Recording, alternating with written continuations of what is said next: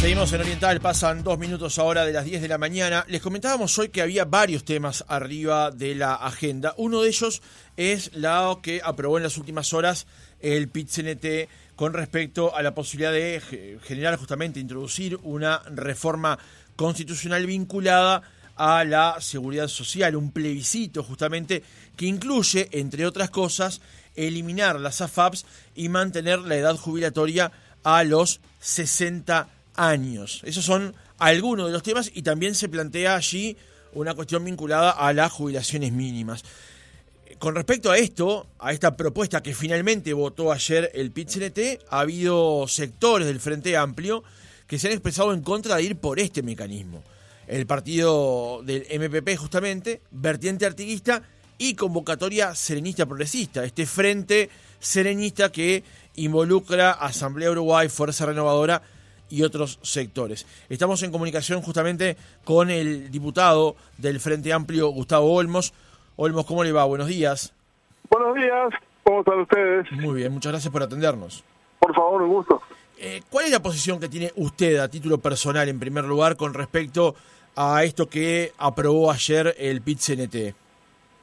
Bueno, yo creo que los temas legislativos y que se resuelven bajo la forma jurídica de leyes deben ser cambiados con otras leyes, que no es una buena práctica ir incorporando en la Constitución rigideces de cosas que tienen una dinámica mucho más fluida, mucho más rica que la que establece la Constitución, que debería ser preservada para los grandes temas nacionales. En ese sentido, yo creo que la ley de reforma de seguridad social tiene enormes problemas, que esos problemas fueron ampliamente discutidos, y que el camino que propuso el presidente del Frente Amplio de un gran diálogo nacional en el próximo gobierno para hacer los ajustes que haya que hacer es el correcto. Hay cosas de lo que aprobó ayer el PIT-CNT. El Frente Amplio nunca planteó en su programa la eliminación de las AFAPs. Yo creo que el pilar de ahorro individual es una cosa razonable, que todo el mundo va para ahí, y en realidad el problema grande que tenemos, más que las comisiones de las AFAPs, es lo bajo que son los salarios en el Uruguay, por lo tanto lo bajos que son los aportes individuales. Cuando uno mira la rentabilidad que tienen las AFAPs después de descontar las comisiones, son rentabilidades muy razonables, y además, suponiendo que las elimináramos, es una falacia pensar que es gratis la administración de todos esos recursos y hacer productos rentables. O sea, todo eso tiene un costo que, en caso de que necesiten las AFAP, en vez de asumirlo los propios ahorristas, lo asumiría el resto de la sociedad vía subsidio al BPS. Después, los salarios mínimos son una preocupación, sin lugar a dudas. En eso el Frente Amplio trabajó, las jubilaciones mínimas, trabajó intensamente, y por la vía de los pequeños aumentos que se fueron dando en julio, incrementales durante muchos años, hoy la jubilación mínima en términos reales es prácticamente el triple de lo que era al inicio del gobierno del Frente Amplio. Después este gobierno cambió el criterio y, en vez de dar aumento, lo que da es un adelanto a cuenta que después lo descuenta en enero del año siguiente. Entonces eso frenó un proceso de dignificación de las jubilaciones mínimas, que yo creo que ese es el camino. Y después la edad, me parece que no corresponde poner la Constitución, porque hay, primero porque la demografía cambia, lo que hoy, aún suponiendo que hoy fuera razonable en los 60, capaz que dentro de 20 años, dentro de 30 años no lo es, y eso, ponerlo en la Constitución da una rigidez mucho mayor, es mucho más difícil de cambiar después. Y además, yo creo que hay sectores ocupacionales o de población donde claramente 60 es un disparate, y así lo dijimos, por ejemplo, trabajadoras domésticas, por ejemplo, trabajadores rurales, pero pero hay otros en los cuales pueden perfectamente trabajar hasta los 65. No sé, yo me suelo poner de ejemplo a mí mismo, por el tipo de educación que tuve, por el tipo de infancia que tuve, por las condiciones de vida que tuve, por los trabajos que he tenido. Puedo trabajar razonablemente hasta los 65 sin mayor drama, y eso me parece que no genera un perjuicio muy importante. En realidad, Frente Amplio siempre lo que dijo fue: nosotros estamos en contra del aumento de la edad de los 60 años al barrer, pero nunca dijo estamos en contra de que se aumente para algunos sectores de la población, por una rama de actividad, la edad mínima de jubilación. Y de hecho los propios bancarios ahora parecería que están proponiendo ese aumento.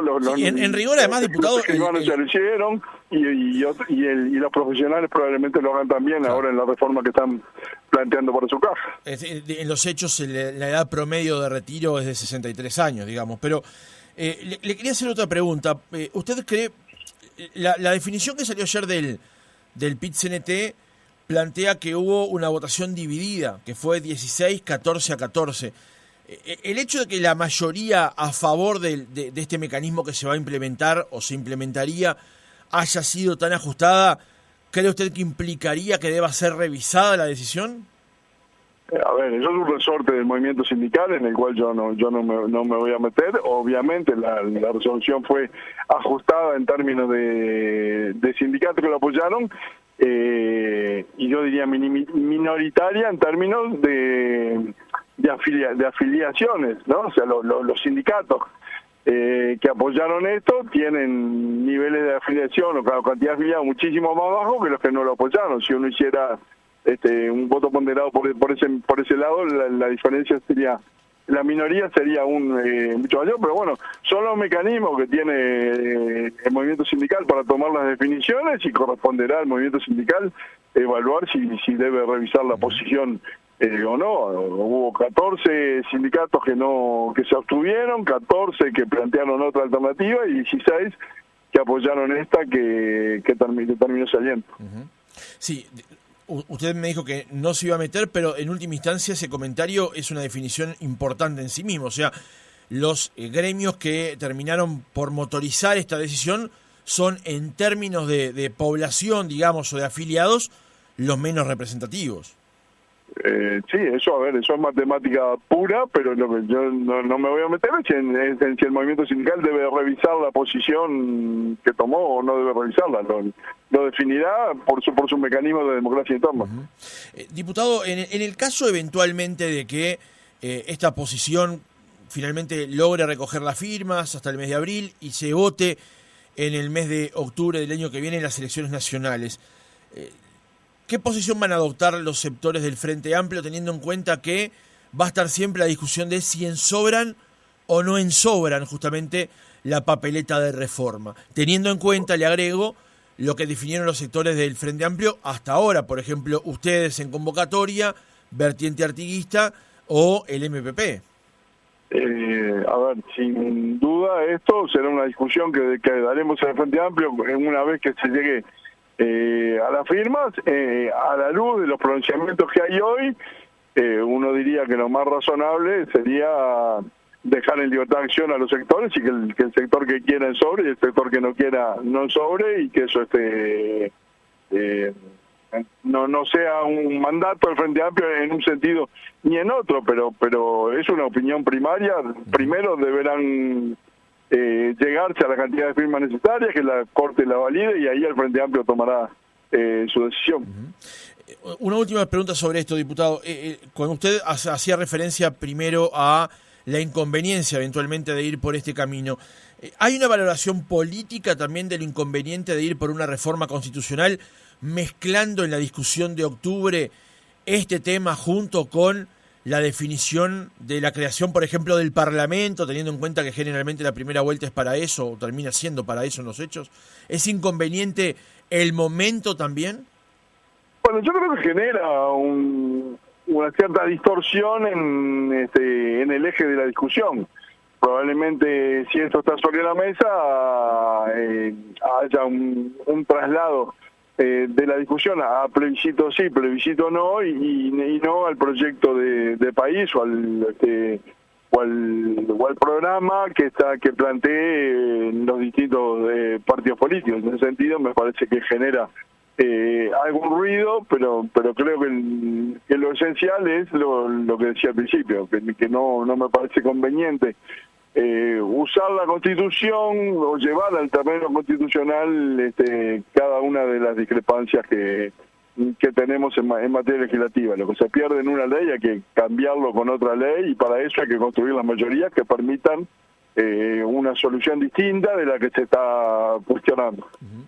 Diputado, le cambio de tema. Se está votando justamente la rendición de cuentas en diputados, pero están convocados para las próximas horas diputados del Partido Nacional, de la coalición de gobierno, por las reasignaciones. Esto despertó algunas consultas en Presidencia de la República.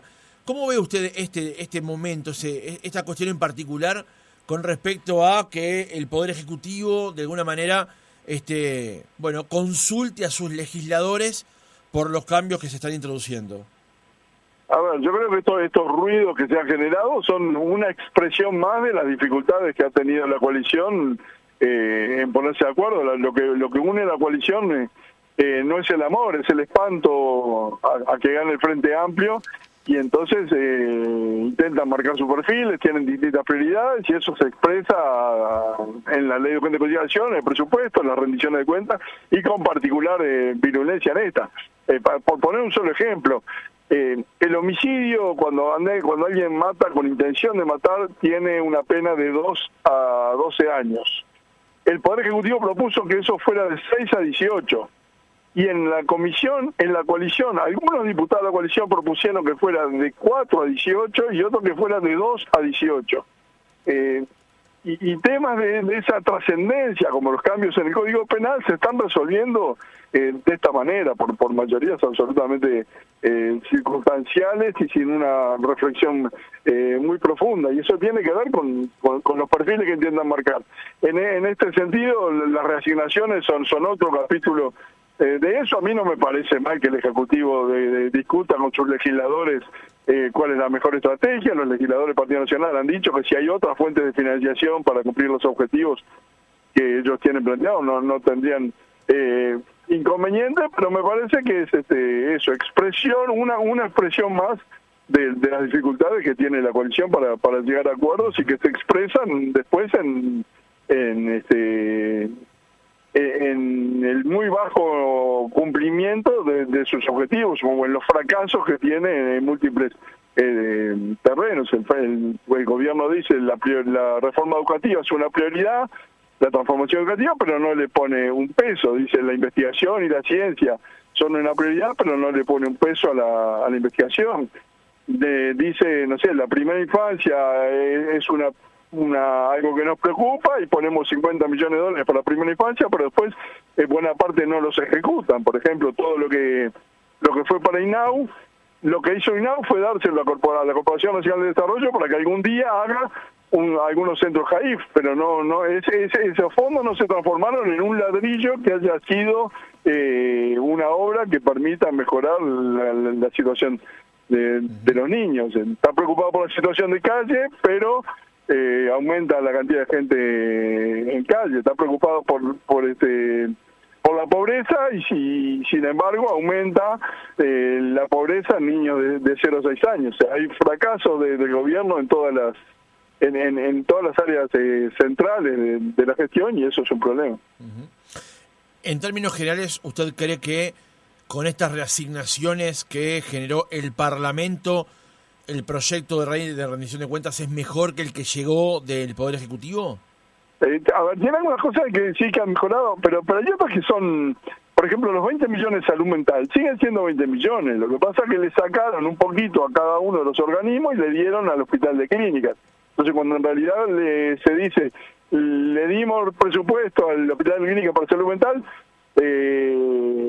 ese es un discurso que de alguna manera no dice toda la verdad, no dice toda la realidad. Sí le dieron, pero sacándole a otros. En realidad, para salud mental seguimos teniendo 20 millones de dólares que yo sé que cuando lo digo así suena a mucho dinero, pero cuando uno lo lleva al presupuesto del Estado es nada, y cuando uno lo lleva a la población son 0,60 pesos por día por uruguayo. O sea, no es algo que parezca que vaya a mover la aguja, si bien evidentemente no todos los uruguayos pisamos apoyo en ese sentido. Entonces, yo creo que la rendición de cuentas está plagada de cosas que son relativamente intrascendentes, y hay muchas cosas que después pasan por fuera de la rendición de cuentas. O sea, el gobierno se cuida mucho de preservar instrumentos para después hacer designaciones de acuerdo a sus prioridades. Y entonces, de vuelta, 20 millones de dólares vamos a poner para salud mental, y eso está anunciado como un gran logro, pero 800 millones de dólares fue lo que el Poder Ejecutivo reasignó el año pasado en forma discrecional, o sea, con las prioridades que al Ejecutivo se le ocurrieron y que no estaban en la rendición de cuentas. O sea, 40 veces más de esto que se plantea como un gran aporte. Gustavo Olmos, diputado del Frente Amplio, Fuerza Renovadora, convocatoria, gracias por haber estado otra mañana con nosotros. Por favor, un gusto como siempre, saludos a toda la audiencia, un abrazo.